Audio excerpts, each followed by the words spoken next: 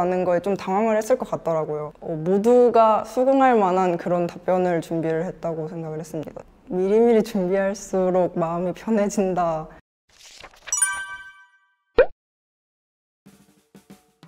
저는 홍익대학교 미술대학 자율전공 2사학번으로 들어가게 된 현재은입니다.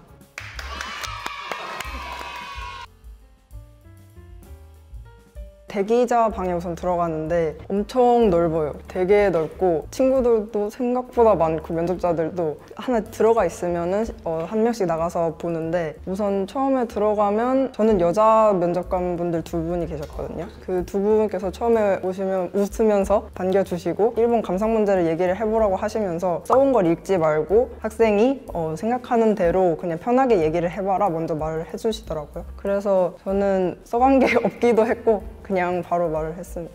저는 계속 연습도 안 쓰는 방식으로 계속 해보기도 했고, 어차피 읽을 생각도 없었기 때문에 좀 수월하긴 했는데, 만약 써가서 읽을 생각이었던 애들이면 읽지 말고 말해봐라 라는 거에 좀 당황을 했을 것 같더라고요. 그래서 저는 우선 감상을 하고 나면은 그냥 키워드만 하나 적어두고 마지막에 들어가기 전에 한 번씩 읽고 들어가곤 해요.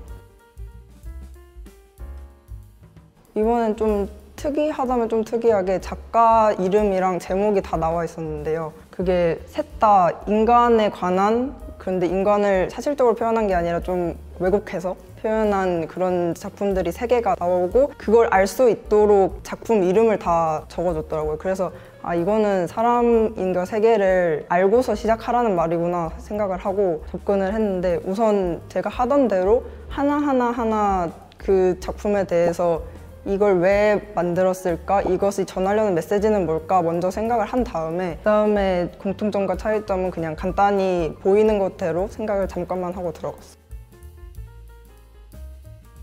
처음에 봤을 때는 그냥 뭔가 사람 같긴 한데 잘 모르겠다, 어떻게 생긴 건지.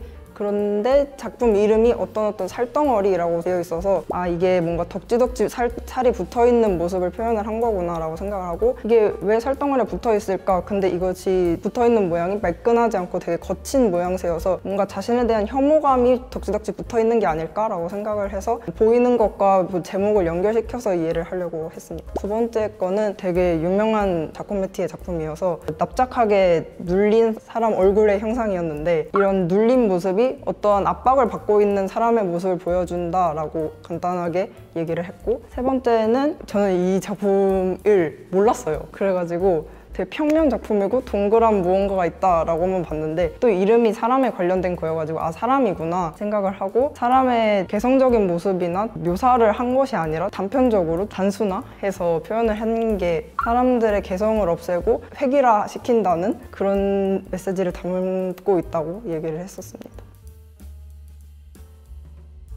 저는 3번 작품에 대해서 질문을 하셨는데요.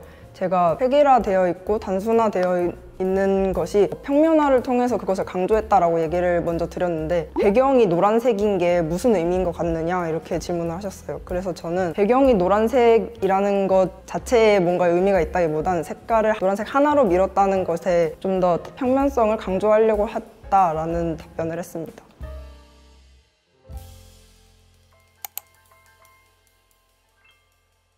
앞에 제시된 3가지 작품 중에 하나를 선택하고 이 사람이 실제 사람이라면 어떤 모습을 하고 있을지를 상상해서 그려라. 그리고 그린 다음에 이 사람이 살고 있는 시대적 배경이나 이 사람의 성격이 어떨 것 같은지 이런 것들을 얘기를 해라라고 되게 자세히 적혀있는 문제였어요. 그래서 저는 가장 익숙했던 자코메티 작품을 선택을 해서 제가 감상했던 것을 토대로 진행을 했는데요. 감상을 했을 때 뭔가 압박을 받고 있다라고 해석을 했으니까 뭔가 압박을 받고 있는 사람을 그려야겠다. 뭔가 사회적 압박, 자기가 뭔가를 하고 싶고 나만의 것을 하고 싶지만 사회적 압박을 받고 남들과 똑같이 그냥 일을 하고 있는 사람을 그리면 되겠다라고 생각을 해서 그렇게 그렸습니다. 내가 하고 싶은 거를 하지 못하는 사회적 압박의 상태를 상상을 제가 해보니까 똑같은 것이 많으면 많을수록 그 시각적인 압박이 느껴질 것 같다는 생각을 해서 처음에 가로로 할지 세로로 할지 되게 고민을 많이 했거든요. 근데 그래도 한 사람에 대해서 포커스를 맞춰야 되니까 세로로 해서 한 사람을 크게 그리고 옆에 많은 것처럼 그리자라고 해서 세로를 선택했고, 그리고 가운데 주인공만 좀 진하게 그리고 똑같은 애들을 좀 빠른 스케치로 그렸습니다. 사람이 많고 그 사람들이 다 똑같은 행위를 하고 있는 것을 그리자고 생각을 해서 화면을 꽉 채울 수 있는 방법이고, 그리고 사람의 수가 많아 보일 수 있는 방법을 생각을 해서 그렸습니다.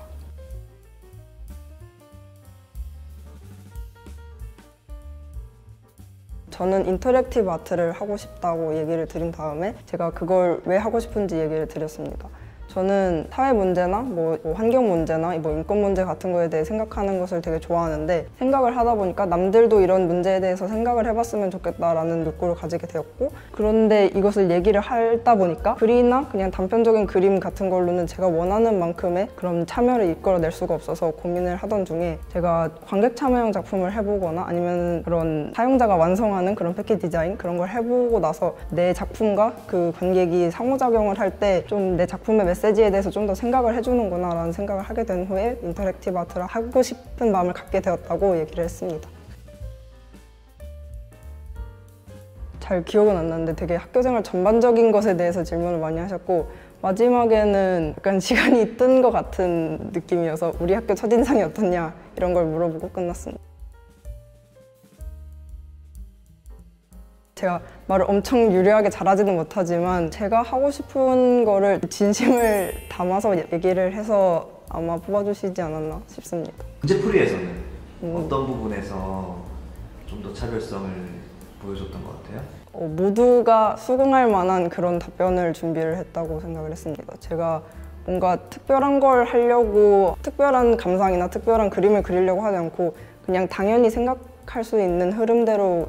그럼 너무 평범해지지 않아요? 평범함 자체가 나쁜 거라고 생각하지 않고, 왜냐면 여러 사람들의 공감을 받을 수 있는 주제라는 거니까. 그리고 그것을 표현하는 방식에 대해서도 분명히 다를 수밖에 없다고 생각을 해요. 학생의 그림을 봤을 때 짧은 시간 안에 저 정도의 표현을 했다는 거는 실기를 비교적 연습을 아주 열심히 했다는 거를 눈치를 챌 수 있을 것 같은데, 본인의 실기 경력이 어느 정도 될까요?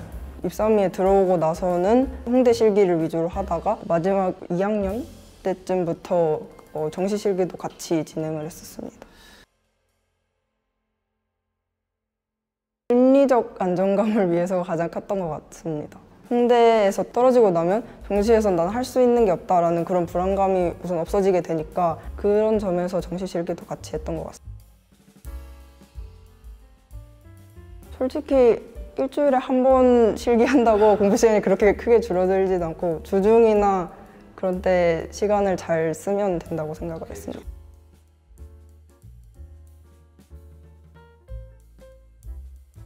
우선 재료가 비슷하다는 점인 것 같습니다. 네, 연필만 쓰니까. 이대 실기를 준비하면서 실기력이 조금씩 올라가는 게 홍대에도 도움이 된 것 같습니다. 또 홍대는 실기를 좀 잘하지 못해도 된다라는 생각을 가지고 있는데 학생이 해보니까 어땠던 것 같아요? 실기를 잘하지 못해도 된다라는 거는 거짓인 것 같고요. 실력이 좋지는 않더라도 내가 그리고자 하는 거를 그릴 만큼의 실력은 충분히 되어야 한다고 생각을 합니다. 보통은 서류에 대한 압박감으로 면접을 나중에 하면 되겠지, 그런 마음을 가지고 있는 학생들에게는 어떤 얘기를 해주고 싶어요? 미리미리 준비할수록 마음이 편해진다, 그런 얘기를 하고 싶습니다. 정확하진 않은데 한 2.3? 제가 열심히 했고 관심이 있었던 걸로 추렸는데 이게 할 말이 많아야 쓰기가 쉽더라고요. 그리고 제가 열심히 했던 거여야 이 결이 맞춰진다 라는 생각이 들어서 제가 열심히 했고 할 말이 많은 것들 위주로 골랐습니다. 가장 기억 남는 거 교과 두세 개, 비교과 두세 개 정도만 좀 소개해 줄래요? 제가 동아리 전시회 때 관객 참여형 작품으로 만들었던 게 환경오염 캠페인을 하면서 관객 참여형 작품을 만들었었는데요. 멸종위기종 동물들의 서식지를 그냥 백지에 선으로만 그려두고 폐지로 그 멸종위기종 동물들의 실루엣을 만들어 붙인 다음에 친구들에게 이 멸종위기 동물들을 지킬 수 있는 방법에 대해서 포스트잇에 적어서 서식지를 한번 채워 나가보자 라는 그런 관객 참여형 작품을 했던 적이 있어서 이게 가장 기억에 남는 작품이었고, 이상날의 앨리스를 패러디를 해서 3D 일러스트를 한 적이 있어요. 되게 새로운 매체를 활용을 했던 경험이어서 그것도 기억에 남았고. 교과였었어요? 네, 교과였습니다. 비교과는 사용자가 완성하는 패키지 디자인을 했던 게 기억에 남았습니다.